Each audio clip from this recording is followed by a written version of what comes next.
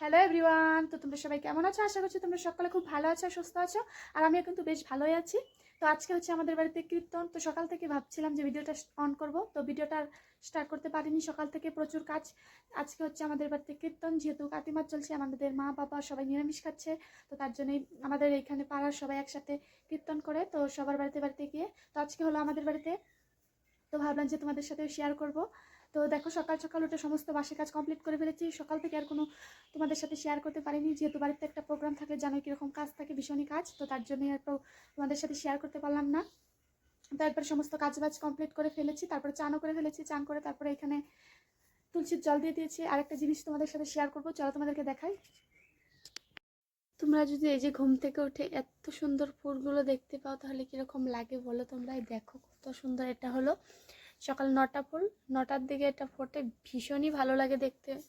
তো এটা আমি দুদিন হলো এনে এখানে পুঁতেছি। তো একটা আমাদের জেঠিদের বাড়ি থেকে এনেছিলাম। এই গাছটা ভীষণই সুন্দর হয়েছে, দেখো কীরকম লাগছে, বেশ ভালো লাগছে। সকাল সকাল যদি তোমরা ঘুম থেকে উঠে এরকম ফুল দেখতে পাও, তোমাদের কাদের কাদের ভালো লাগে কমেন্টে জানিও। আমার কিন্তু বেশ ভালো লাগে সকাল সকাল যদি এরকম ফুল দেখতে পাই আমি ঘুম থেকে উঠেই। আর এই যে দেখো, এখানে আমি ভোলে বাবাকে সুন্দর করে পুজো দিয়ে ফেলেছি। তারপরে এই যে তুলসীতে ওই যে জল দিয়ে দিয়েছি আমি, পুজো করা কমপ্লিট এখানে আমাদের।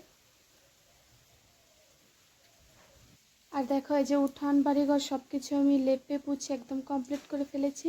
এই যে কাপড় চোপড় ধুয়ে আমি মেলে দিয়েছি, কারণ এই যে বসতে দেবো, পাকাতে তো আর বসতে পারে না। তো এই যে কাঁথাটা এখানে, কম্বলটা এখানে বিছানো হবে পাকাতে। তো এটা আমি ধুয়ে লেড়ে দিয়েছি। আর এই যে দেখো, উঠোনগুলো আমি লেপে নিয়েছি, বারান্দা বারান্দা লেপে নিয়েছি, সব কিছুই পরিষ্কার করে। কীর্তনটা দেওয়া হবে যে এই রুমটাতে, এটা হলো মা বাবুর রুম। তো এই রুমটাতে কীর্তন দেয়া হবে। তো তার জন্য আমি সমস্ত কিছু দেখো, এখানে মশারি সব কিছু আমি তুলে নিয়েছি, খাতা কম্বল সব কিছু আমি নিয়ে নিয়েছি এখান থেকে। যেহেতু 11 কীর্তন হবে, তো তার জন্য বাবু বললো এইটাতে কীর্তন দেওয়া হবে, এই চৌকিটাকেও খুলে ফেলা হবে। তো তার জন্য সব কিছু আমি তুলে নিয়েছি। এটা হলো মা বাবুর রুম। এই যে দেখো, সব কিছু আমি যে এখানটাতে এনে এই চৌকিটাতে আমি রেখেছি সব কিছু গুছিয়ে। আর যে এখানে সকাল সকাল সিদ্ধ ভাত করে নিয়েছি, দাঁড়াও তোমাদেরকে দেখাচ্ছি।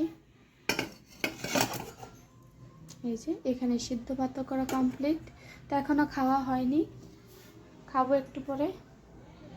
সকালের যেটুকু কাজ ছিল সমস্ত কিছু আমি কমপ্লিট করে ফেলেছি। এখন বাবু বাজার থেকে আসলে তারপর হলো কি, আমি যেহেতু রান্না করি না, রান্না করে মা, ওটা মা রান্না করেছে। যেহেতু কাতি মাছ চলছে, ওরা নিরামিষ খায়, মা বাবু আমার হাতের খায় না।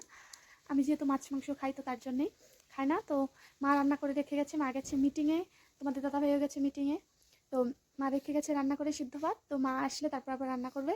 আর তারপর বাবু যদি চিড়ে মুড়ি এগুলো নিয়ে আসবে বললো, কারণ কীর্তন যেহেতু, তাদেরকে চা দেবে মুড়ি চিড়ে এগুলো দিয়ে। তো আমি সেগুলো আমি বেছে সব কিছু কমপ্লিট করে রাখবো।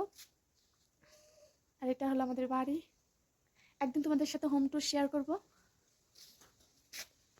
আর আজকের ওয়েদারটা বেশ ভালোই আছে, বেশ এতটাও রোদ নেই, এতটাও গরম নেই, মিষ্টি মিষ্টি হাওয়া দিচ্ছে, ভীষণই ভালো লাগছে আজকে।